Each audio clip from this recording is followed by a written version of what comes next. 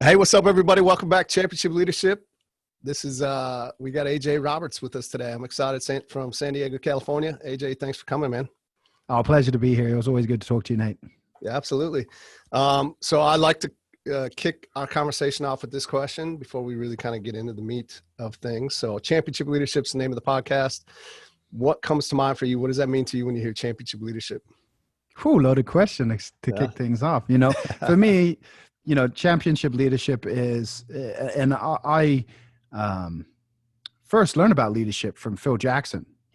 He wrote the book Sacred Hoops, and I read that as a teenager. I was actually a basketball player. I read that as a teenager, and it just spoke to me. It was all about finding what each individual brings to the table, and then being able to put that together to form a championship. And for me, championship leadership, when I hear that, that's what I think of. I think about it. It's about finding the best in each individual and then figuring out how to bring them together in a way to create, a championship team. And that's what championship leadership. When I hear that word, that's what came to mind. Yeah, absolutely. And yeah, I mean, Phil Jackson definitely fits the bill there, for sure. So I remembered that. That's right. You were, that's kind of what brought you to the States, right? Was basketball originally. Yep. And then, but yeah, maybe tell us a little bit about your story and your path and how you've gotten to what you do today and what you're up to today.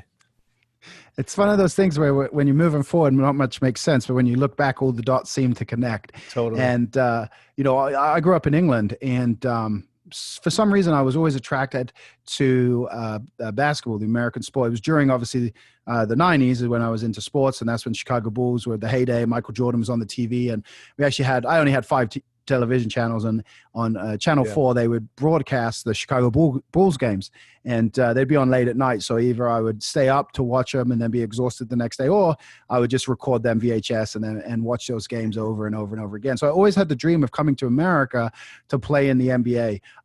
And at 12 years old, I was 5'11", and at 16 years when I came, I was still 5'11". I actually played for England alongside Louis Dang, who ended up playing for the Chicago Bulls. Yeah, however, I got cut from the England squad. They told me, we can't teach you how to grow. And of course, like most ambitious people, I said, well, I'm going to show you. I'm going to go to America. I'm going to get a scholarship. I'm going to go on. I'm going to become an NBA player. And, along the way, things transpired. I realized that I probably wasn't going to go to the NBA. I made it to the World Youth Basketball Tournament, made the All-Star team there.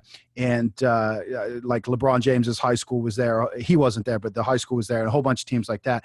Made the All-Star game, and just realized in that game that, hey, man, like, I don't quite have what it's going to take. And, I had started lifting weights and just was very, very good at lifting weights. I was obsessed with having every record in the school, graduated either owning the record or at least tying the record in high school. And that led me down a path to start competing in powerlifting. And it actually was, I didn't realize you could compete in the sport of weightlifting, powerlifting. I thought it was what you did for your sport. So I'd actually been training. I thought I was going to go to college, walk on a college team, but I had NCAA clearing problems, couldn't get through the clearinghouse. And so essentially began powerlifting. And while I was there, I was working in the university weight room as an assistant strength and conditioning coach, D1 level, University of Idaho.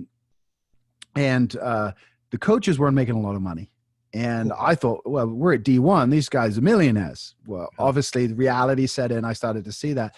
So I started to see that, like, maybe my path as a strength and conditioning coach or a personal trainer, maybe not what I want to do, and stumbled across basically this information marketing world. And it was mainly because I thought about putting out strength and conditioning information products. Sure. And that led me down the business and learning about the different types of business. And to cut a long story short, I did what very few people do. And that was, I implemented what I learned. I actually would buy products. I would open the products. I would go through the products, and then I would test, and I would try, and I would implement the products. And because I did that and had success, I quickly became somebody other people were attracted to for help. I can't remember what year it was off the top of my head, but a guy named Yannick Silver, who was, when it comes to online marketing, he was one of the top guys at the time. He spoke at a mastermind that I was at, and I had some questions for him. So I followed up with him after, asked him if he, some questions. And he basically said that the reason his products weren't digitalized was because he just hadn't had time to do it. And I said, well, I know how to do that. Why don't you let me do that? Now, the only reason I did this was I wanted to get all of his products for free. Yeah. So send me your products. I'll take them. I'll rip them. I'll upload them to online. Then you put them in a membership site and they'll be yours. So he graciously agreed, sent me the products. We did all of that. He used that as a bonus for a product launch to support Jeff Walker's product launch formula.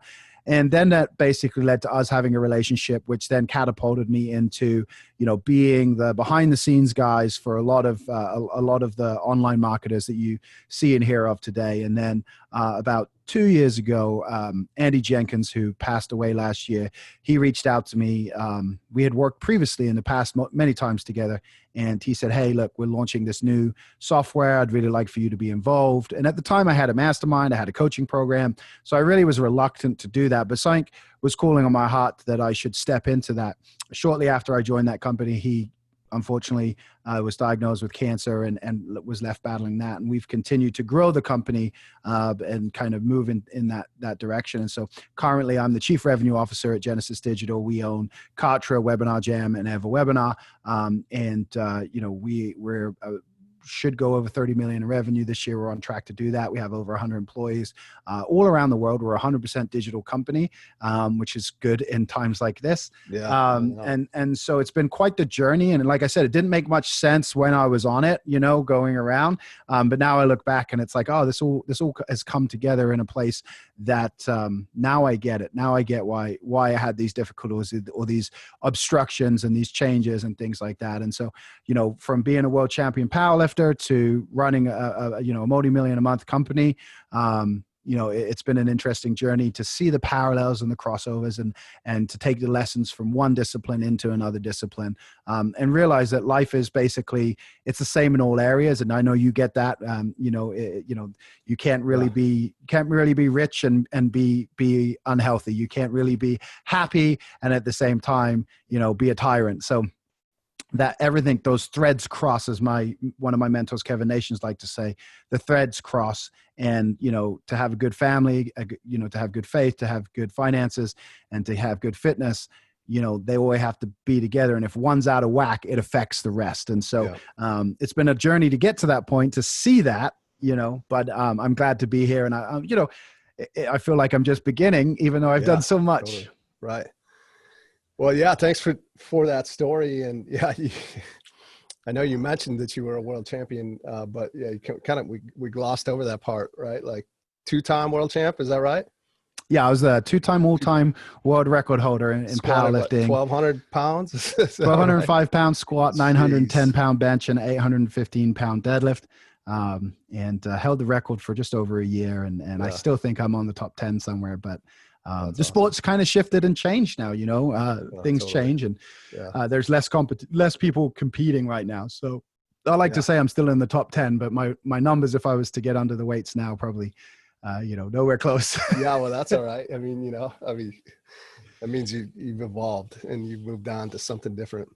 I should mention here for the listeners, like, I don't know that there's a championship leadership podcast if it's not for AJ Roberts. So I own a CrossFit gym, 2012, 13, 14, something like that. And AJ, how I found out about AJ was listening to podcasts, like Barbell Shrugged was probably the first one. I think you were a guest on that a few times, and talking about masterminds and everything else. And then all of a sudden he put out a webinar.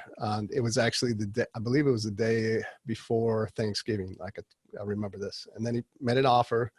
I hired him, and then it was like the biggest investment I'd made in myself at this time for my CrossFit gym to help build that and create leads. And so we worked together, which really did lead me down the path of investing much more significant amounts of money into myself, which led me to where I am today.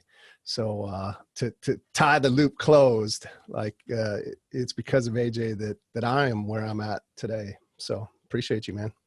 Yeah, man, it's one of those things you never know who you're going to be a catalyst for or what it's going to spark. And I think that's the hardest thing in coaching is that sometimes it takes people, not in your instance, but sometimes you work with people and then they go off and you don't hear from them. And then you catch up 10 years later and you realize that was the intro. And I think that a lot of people I work with, and something that I learned early on was how important sales and marketing is, and at the time you're running your gym and you're doing this and you realize, oh, okay, it's not the fitness side of it is what we sell. We have to be out, like if we want people to show up, we have to sell that. And I know you made that decision to actually pivot and change because you saw value somewhere else. And that's what it's about, man. And I think that one of the things that I've learned over time is that typically, when you set a target, the problem is that the path to get there has to be flexible. And, it's like you have your GPS in your head, you say, okay, I'm going to go from New York to San Diego. And you get on the plane and you think to yourself, this is going to be a straight ride. I'm just going to follow this plan and we're going to just get there.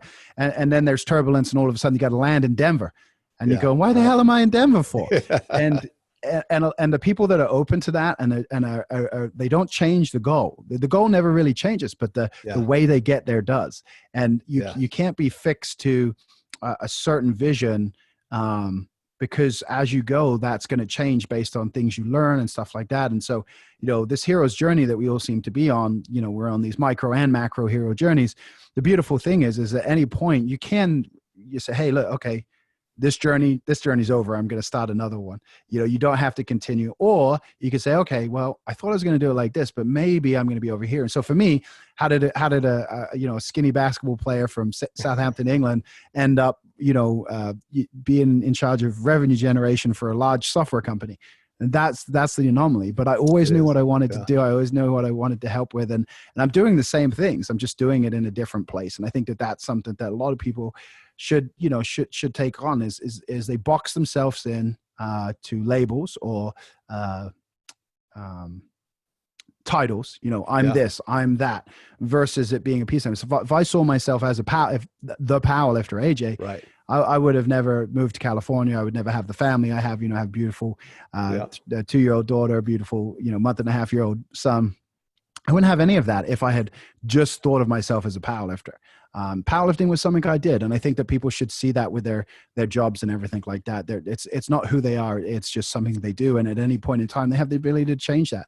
And usually the universe shows you the path if you're looking for it. Definitely, yeah, and it's important. There are a lot of people that they have this identity that they have a hard time letting go of. You probably know a lot of those from your powerlifting days, right? Yeah, and that's honestly that was the beauty. I tend to see things other people don't, which I guess is my gift.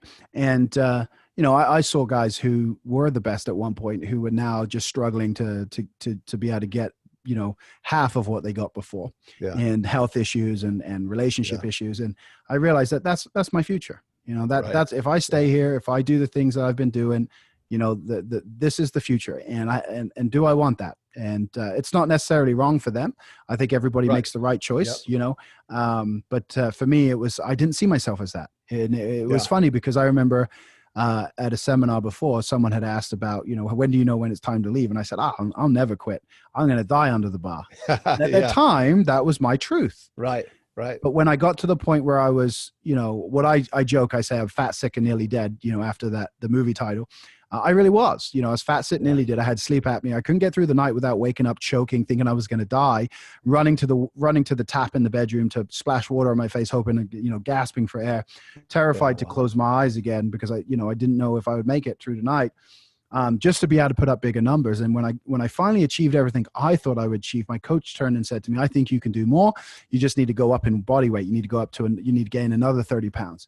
And I said, oh man, I'm going to die. And when I actually was faced with that reality where I thought, if I go this path, there is a good chance I will die.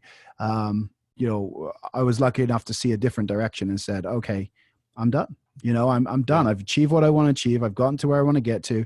What's next? And I didn't know the answers at the time. And it was a very scary thing to do.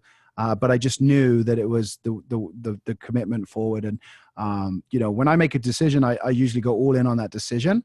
But it was an interesting time because, essentially I was leaving teammates behind, a coach who put everything into me, and leaving a place that I called home and an industry and a profession that, I was essentially a celebrity, there was fame attached to it. So, that it took a lot of work, it probably took almost 7 years to completely, just coming out the other side in the last few years. But, I just knew that I wanted one day to have a family. I wanted to have kids. I wanted all this stuff. And so, there was that voice that spoke to me. And I'd ignored it probably for, couple of years and finally it wasn't speaking anymore. It was screaming. And I said, you know what? I got to listen to this before something bad happens. And I think that a lot of people get that voice and they don't listen, and then something bad happens, and then it's just the universe's way of trying to correct them. Yeah. Well, we were talking a little bit about that in I guess the pre-recording here offline.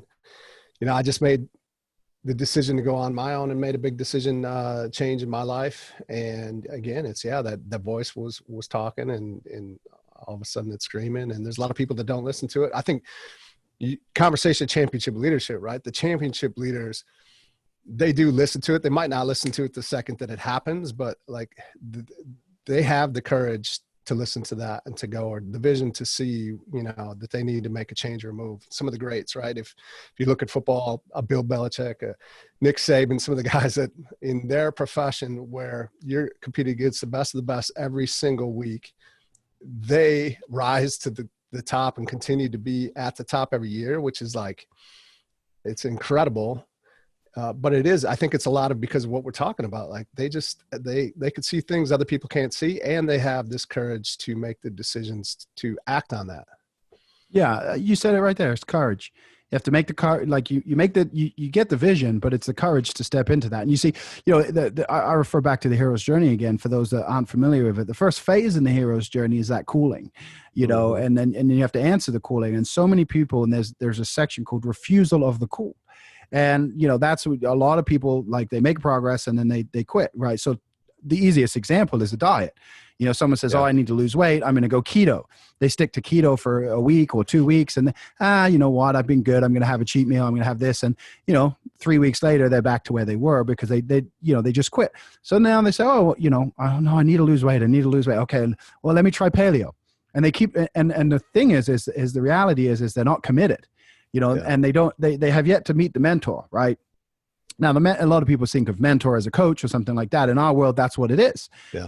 It's the easiest thing. It doesn't have to be, right? But once you make a commitment, it doesn't matter if you change your diet. It doesn't matter if you do this. Like, you don't go backwards, right? So you might take a step back, but no, I'm committed. And that's what most people don't understand, right? In the hero's journey, after you make that commitment, after you meet the mentor and you take the leap of faith and you go crossing the threshold, you actually get into the shit. And that's what most people don't get is that once you make a commitment, right? So for example, you say, okay, I'm going to lose weight. I'm going to hire a coach. I'm going to join a gym. I'm going to start doing this.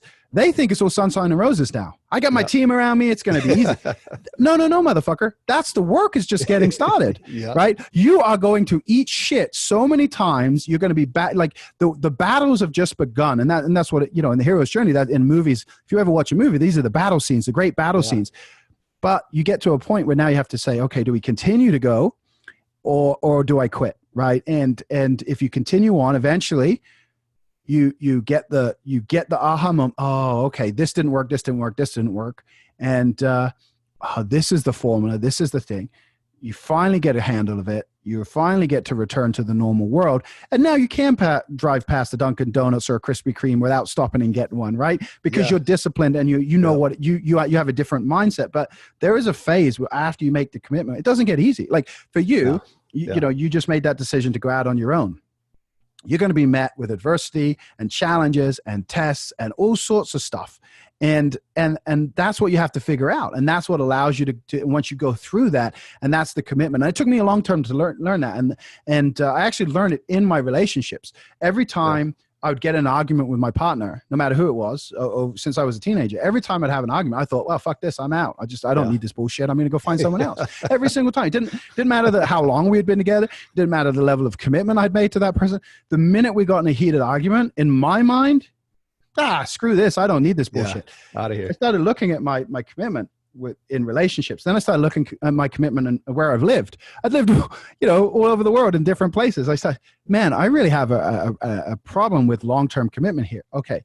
So now when things get tough, I have to sit back and reflect on what is the lesson in this, and The Obstacle is the Way by Ryan Holiday is a fantastic book on this.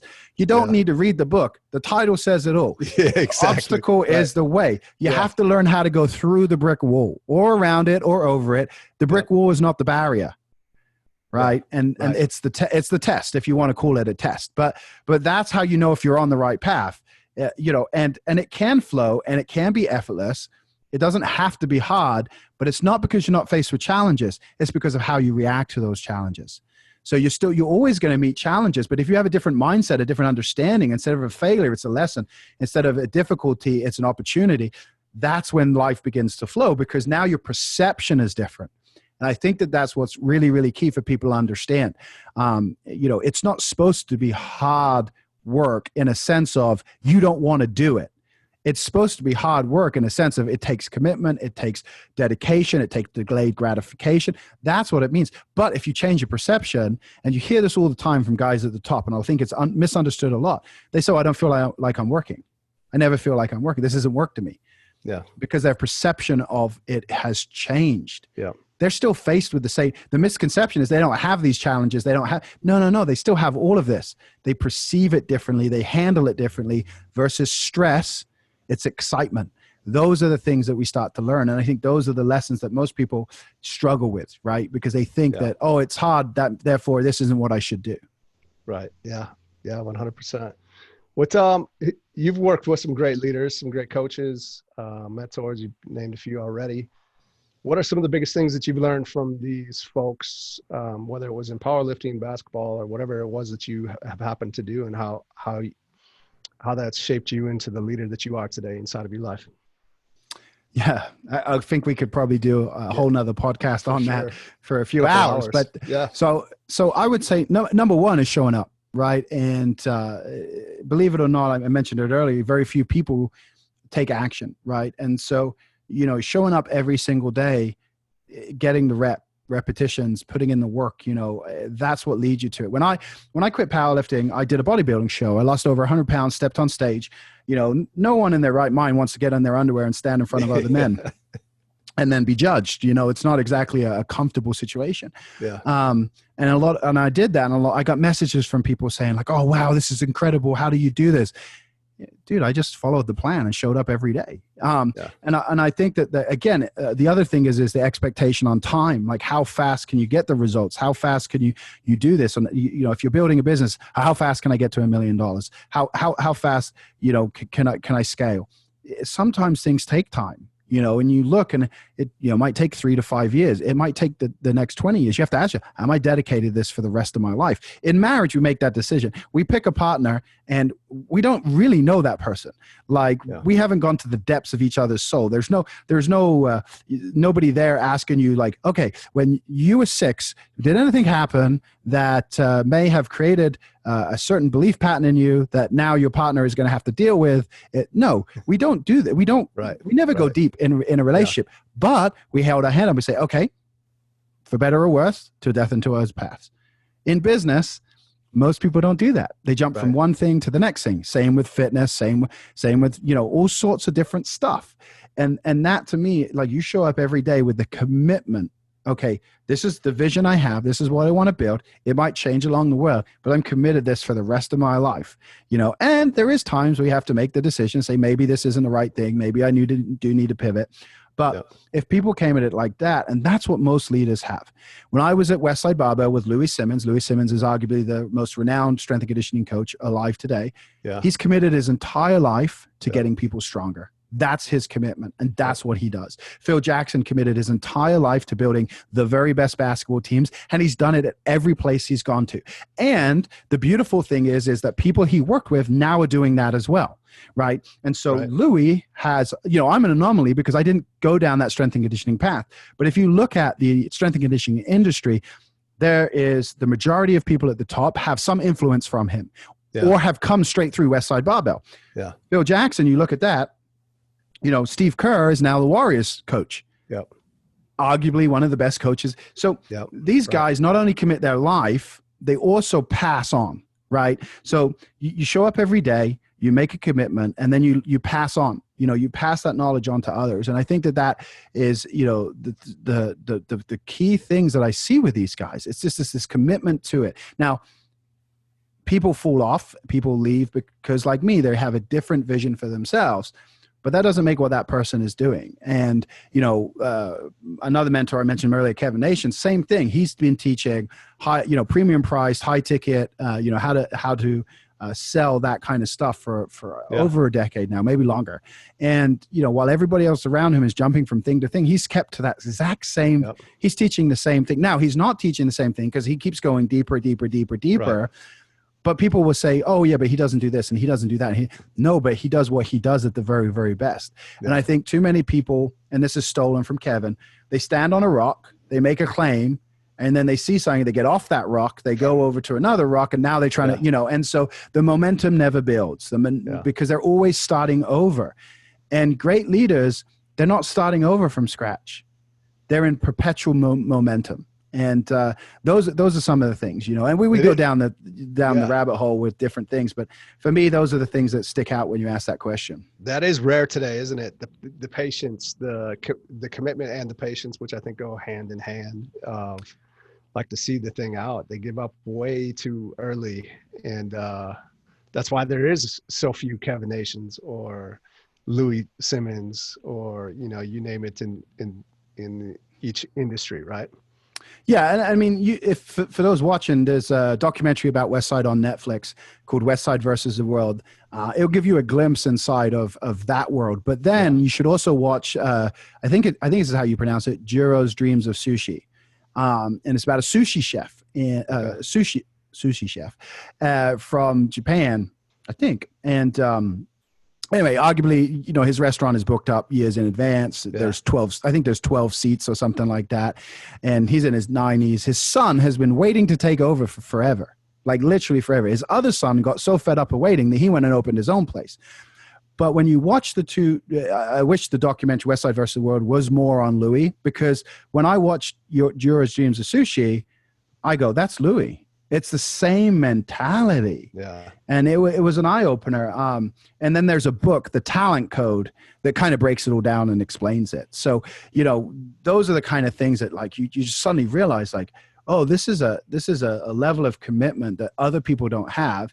And, they spend 20, 30 years and all of a sudden they're seen as the experts and everybody else is trying to become that, and argue with them. It's like they've forgotten more than you've even begun to learn. But again, it is that singular focus, singular commitment to one thing, being able to ignore everything else. Like, they don't try to be an expert in everything. They say, this is what I'm going to be an expert in. I'm going to become the very, very best on that. And, they eventually get rewarded. But see, most people don't have that patience. They don't have that mentality to say, okay, right now, this isn't bringing the fruits, but, in 5-10 years, I'm going to be in a league of my own. And I think that's a shame. Most people don't have that delayed gratification. And I think that is something that a championship leader looks for in their team or in the people they partner with. It is people who have that like commitment to long-term vision, not short-term here and now. Yeah. Yeah. There's one other question I want to make sure I ask you today. So what's a critical moment, defining moment for you, kind of like that fork in the crossroads moment where obviously you've made the decision you have that's got you where you are today, but had you not, life could look very, very different than it is today. So I think we all have those moments, but there's usually a handful of them that are really, really glaringly pop out to us in our life. And I think there's a lot of people listening that are probably in those moments. And again, championship leaders, they're willing to know what it is, what's the right choice for them in that moment. And actually, again, going back to that courage to have to make the decision to execute on it. And a lot of people, they're allowed to get themselves swayed, or they don't have the courage to listen to their gut, their intuition, or whatever it is. Is there a moment that stands out for you could share? Yeah, there's two. One I mentioned earlier, which was when I left powerlifting to make that decision to walk away from it, and I really did have to walk away from it. There was a couple of moments where I was drawn back in, but I had to recognize, oh, this is the old me, this is the ego, right, feeding into like the way things used to be, right, and so that's the hardest thing when you make commitments is that the essentially you have a mask that you've worn as a certain person, and you take that mask off and you put that mask down, but things trigger you back into wanting to put the mask back on. right? So that was one. That was definitely the biggest one, right? Sure. And that one saved my life. Yeah. The second one was when Andy called me. You know, my daughter had just been born, and I had the mastermind. I had those kind of things. But you know, I had said that I wanted to build $100 million company, and you know, Andy called me, and I had to give up everything I was doing to get on that ship. And arguably, he's a great salesman, right? One of the best that ever lived. And but what it was I have a set of skills, and you know, right now I'm consulting and coaching, and I'm relying on other people to execute in their businesses. Some do, some don't. And you know, like I said earlier, 1% really do, 5% kind of do. 20% do something and 80% do nothing. And it doesn't seem to matter what you do. Those doesn't matter what level you're at. That seems to always happen. You can construct things to try to change those numbers slightly. But it's very difficult. These are the laws of nature. These weren't created by man. These are just laws of nature that seem to happen. The 80-20 principle, you've heard of it everywhere, right? And I don't need to go down, you know, talking about that because it really appears everywhere. But I said, I got a set of skills. What if I just went and put this into one company where I was in control? Let's see what happens. And, you know, I've been able to double the revenue since joining the company, prove to myself that everything I was teaching was like, because I don't think no matter what levels you're at, you always have doubt, right? You know, especially when you're in teaching mode. When you're in teaching mode, you know, you hear, you know, those that can't teach, you start questioning, maybe I'm full of shit, right? And, you know, and you get that imposter syndrome and all that stuff. Yeah. And so you know, it was one of those decisions, and because you know, with the birth of my first child and all of that and the shift and everything, it really allowed me to play at a bigger level. It really allowed me to be exposed to things that I wasn't going to get to anytime soon in the industry that I was in serving, right? Because the people I was serving didn't think the way that, you know, Andy with Genesis Digital was thinking. They had smaller visions, smaller goals. And I always seem to have a bigger vision, bigger goal. So then to meet somebody that had that same as me, that alignment, I thought to myself, man, from a fulfillment standpoint, you know, what is it going to serve? And now I have, you know, learned stuff and have a new level of confidence where if I go back to coaching consulting, I bring in a whole new game. Yeah, you know, absolutely. and so, right. So in a way, it's one of these like, and I think this is something that a great championship leader does. They're willing to be a student. Yeah. They're willing to say, I don't know, and maybe I should go learn from someone who knows more than me. And this was one of those opportunities. In a way, it was an internship. It wasn't an internship, but in my mind, it's been an internship. You know, I'm learning and I'm growing, and you know, things are going very, very well. And you know, I go, oh, I never would have had a company with over 100 employees and had to figure out how do you communicate and deal with, and how do you treat everybody with a level of respect and hear their voices. You know, I would never would have got these opportunities and essentially had the problems that I've had to face, you know, probably for another 10, 20 years where I was at. So that leap, right? And it's strange because I kind of had been working with someone, a coach, and they asked me kind of like what my vision was for the future. And I said that I would like to do this, and I would like to work with people like this. And he just looked at me and said, why do you keep saying like? Why don't you just go work with people like that? Why don't you just go work with those people? And Andy was one of the people I had said. And so I didn't reach out to them, but there was 5 people I named, and 3 out of the 5 contacted me within a week. And I worked with all 3 of those people. And then finally I went all in with Andy because the opportunity was there. But to vision that, to be corrected by a coach, to then be open to that opportunity, to have them reach out to me, start the relationship, and being open to that. I think that that's something that, you know, you hear the word servant leader. You know, those are the kind of things for me as a championship leader does. You know, sometimes you have to know when to lead. Sometimes you have to know when to follow. Sometimes you have to know when to step back to learn more like skill set, more abilities. So that then when you go back to doing what you were doing before, you know, that you bring a whole different game. You're at a whole different level. And I think that that's something that a lot of people can benefit from. And it's not right for everybody, but it's been right for me. So yeah. Thank you. Appreciate you sharing that. What's well, one last question before we wrap up. If there were one or two things you could give, and we've given a lot of them already to the listeners, but if there's one or two other things that you could give, if they implemented today, would help move their life forward today, what would that be? Honestly, cut the noise, right? Yeah. And this is, you probably shouldn't say when you're listening to a podcast, right? Because you listen, but honestly, totally. Your inputs matter. And when you have inputs coming from everywhere, like how many people can you follow? I'm guessing if you're listening to this, you probably listen to other podcasts, and everybody's going to share something different. So if you're confused, right, you don't know what that next step is. It's not about listening to more stuff. It's about cutting out the noise, narrowing the focus, right? Yep. How do you know if anybody's right if you're just listening to everybody? Because everybody's going to have their own opinion. So, essentially, you have to make a decision. Who do you resonate with the most, right? Who is it that you're listening to that you say, this guy, I really agree with everything they're saying. There's very little that they say that oh, wait a minute. Then just go all in on that person.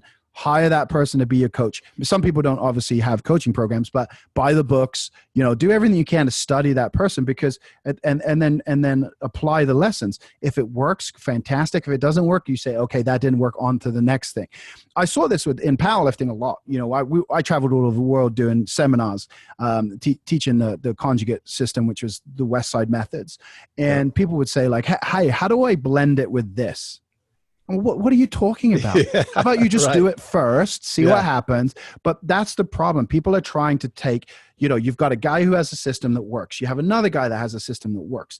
But there's no hybrid system there. And then someone comes along and they want to try to do a little bit of everything. With so much noise going on, it creates confusion. And confusion creates uncertainty. And uncertainty creates lack of action, right? Yeah. With lack of action, there's no feedback loop. Yeah.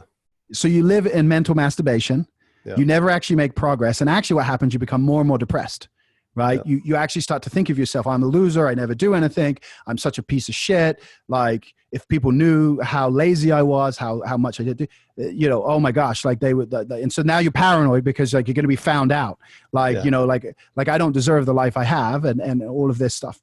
So the beauty is when you cut the noise out and now if you go from a consumer to a creator, there's a feedback loop. Did it work? Yes or no? If it worked, keep doing it. If it didn't work, okay, we know that doesn't work for me. Doesn't mean it doesn't work for everybody, but it didn't work for me. Posting on social media to 72 accounts didn't work for me. I'm not going to do it. Works for Gary Vee. Fantastic. Didn't work for me. What worked for me? Paid advertising. Okay, I'm going to go all in on paid advertising, right? And that's what you need, a feedback loop. You need to be doing stuff to get to get feedback. You can never improve. Like I could have never become the basketball player I became if I never picked up the basketball and played the game, right? I could never become the powerlifter I became if I didn't get under the weights. If I just kept learning about getting strong, I never would have got strong. Yeah. At some point, you have to do the work. And I know that's a saying you live by, and we've had mentors that scream that to the rooftops, but that's the truth of it. You have to do the work. Absolutely. Now in business, the beauty is there is things you can outsource and delegate and things like that, right? So you don't have to do it all yourself, but you have to be committed to getting the work done. And that's the big difference. And I hope that people listening, all it does is, if you've got a list of 32 to-dos, just pick one and get it done, and cut the noise out, pick one guru to follow, one expert to hire as your coach, and then do what they tell you to do. Then move on to the next person. If you're working with one person, don't be going learning from somebody else thinking, oh, I'm going to somehow figure out how to put this together, because it's not going to work. And it doesn't mean that they're wrong or that what they're doing isn't right, but it's not going to work for you if you got your toes in 20 different things. Nothing's going to work. Yeah. I love it. That's spot on. So I appreciate it. What are a few ways that the listeners can follow you on social media and find out everything else that you got going on? Yeah, you just go to ajroberts.com, get on the newsletter, and I think it says daily emails. I need to update that to almost daily emails. Yeah, I don't get as many emails out as I would like, but that's the easiest way. And then the only social media I'm on is Facebook, and it's just AJ Roberts. Great, I appreciate it. Thank you so much for hopping on today. It's been good to see you. Good catch up. Thank you. My pleasure.